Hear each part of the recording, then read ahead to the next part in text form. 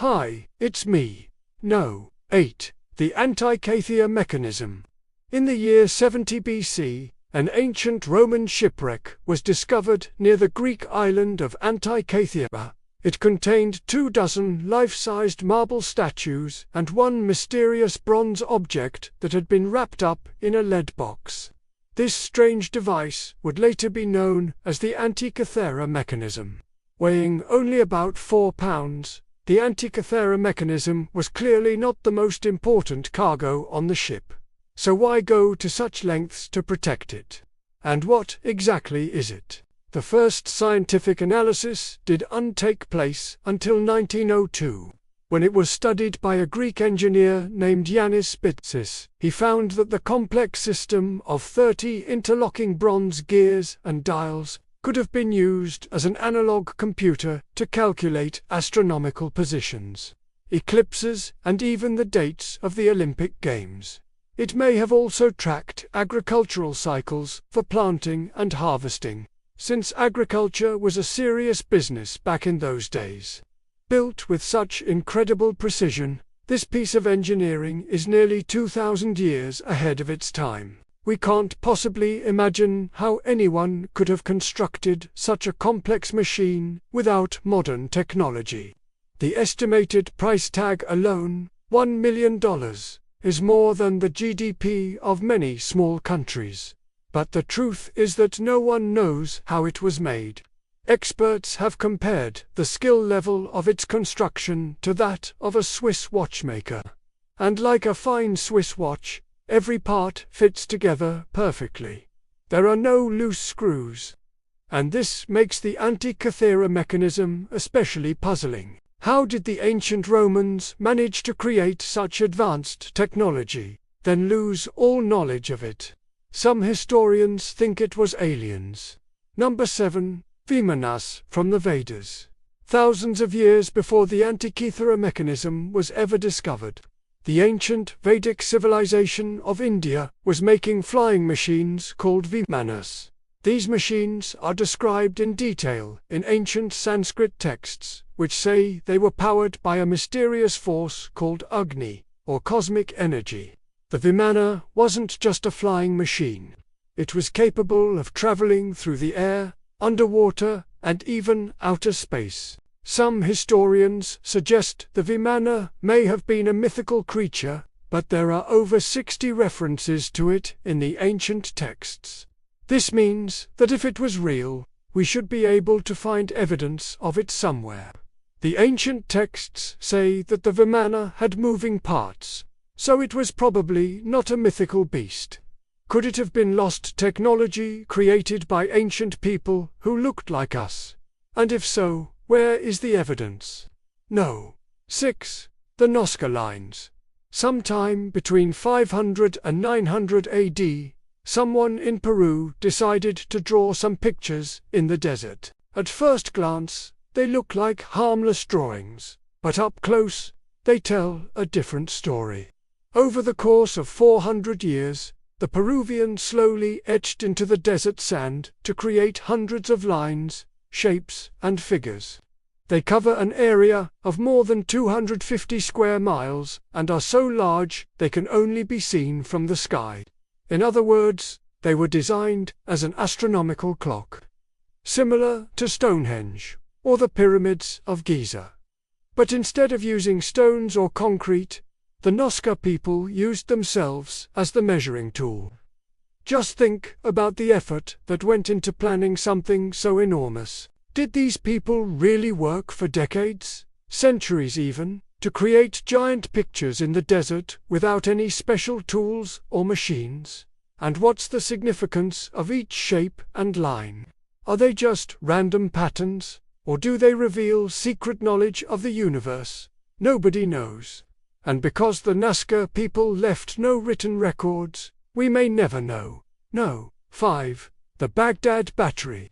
In the year 1936, an amateur archaeologist was excavating at the ancient site of Dura Europos in Iraq, when he came across a strange collection of clay jars buried underground. These jars had a copper tube sealed inside each one. along with a metal pin and a coating of asphalt. At first, researchers thought these were just ordinary storage jars. But a closer inspection revealed something extraordinary. One jar contained a rolled-up papyrus covered in ancient Greek writing. When translated, the text turned out to be instructions for assembling the jars and using them as batteries. You see, the jars were actually voltaic piles, an early type of battery. They consisted of alternating layers of copper, clay, and iron, which produced a current when an external conductor was inserted. If connected together in a circuit, the batteries could have powered things like electric motors or light bulbs, although nobody knows for sure. The question is, if this was a practical form of energy, why did it disappear? Was it destroyed by the rise of Islam? Was it lost during the Mongol invasion? Or was it simply forgotten? No. For the Hercules staff. According to ancient Greek mythology, the hero Hercules cleaned the Augean stables in a single day. He stood at each end of the stable and waved his magic staff, causing water to shoot from the ground and wash away all the animal waste. This story sounds ridiculous, but Greek historian Strabo claimed it was true, and he wasn't the only one. Both believed that the Hercules staff was real, including Plutarch and the Roman philosopher Pliny the Elder. But what did the staff look like? According to Pliny, it was shaped like a long rod with several pipes running through it. Whenever Hercules wanted to use the staff, he put his hands over the holes and breathed. This caused water to squirt out of the pipes. He could even make water come out of the tips of the pipes by sucking air through them.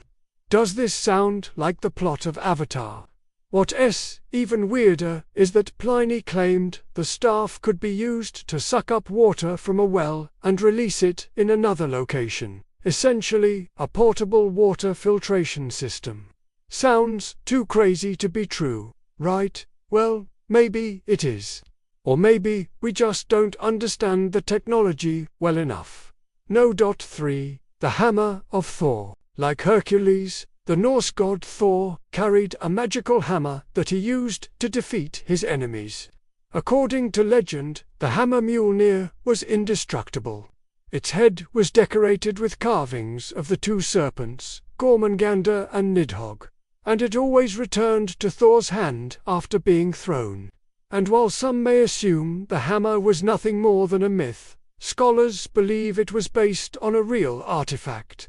After all, Thor was based on a real person, maybe a Viking warrior, who lived several hundred years before Christianity took over Scandinavia. But what does that mean for the hammer? Could it have been a weapon made from a lost technology, like the staff of Hercules? Maybe. Or maybe it was just a regular old hammer that got passed down from father to son for generations. But that doesn't explain why people stopped using it. Were the Vikings afraid of upsetting the Christian god? Did they forget how to forge such a powerful weapon? Or did the technology get lost forever? No. 2. The roller wheel. When the Spanish conquistadors arrived in South America, they met an advanced civilization with towering cities and impressive roads. Unfortunately, the Inca were wiped out almost immediately. The Spanish took their gold and silver, killed their king, and forced the rest of the population into slavery. But before the Inca were completely destroyed, they had a chance to leave behind one last gift: a strange machine called the roller wheel. The conquistadors reported seeing stone rollers in Cusco, the capital city, that seemed to have a supernatural ability to turn rocks into gold. They told stories of how the Inca had taken lumps of rock, placed them on a stone wheel, and ground them down into precious metals. Of course, this sounds like nonsense. Grinding rocks together will only produce more rocks, not gold. But according to some reports, the conquistadors brought a few of the wheels back to Spain. What happened to them? Who knows? They vanished without a trace, leaving behind only rumors of their existence. No one. The crystal of light, the kingdom of Sheba, was famous for its wealth and power. It dominated much of Arabia and amassed so much treasure it became a symbol of luxury and excess. When the Queen of Sheba met King Solomon, she brought him a gift, a huge crystal that shone with an eerie blue light. Some historians say it was a sapphire, but others say it was something more mysterious. What if the crystal of light was an advanced piece of technology? Maybe it was a nuclear reactor that glowed with radioactive power. Or perhaps it was an alien communication device. It's also possible that the crystal was nothing more than a piece of glass. But, at the time, glass was extremely rare. So it might have seemed magical to anyone who saw it. The truth is that there's no way to know for sure. The only evidence we have comes from people who had a clear bias against the Queen of Sheba.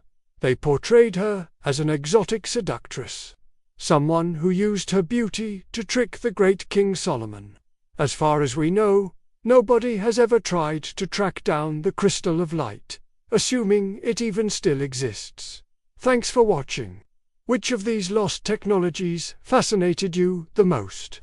Let me know in the comments below. See you next time. Bye.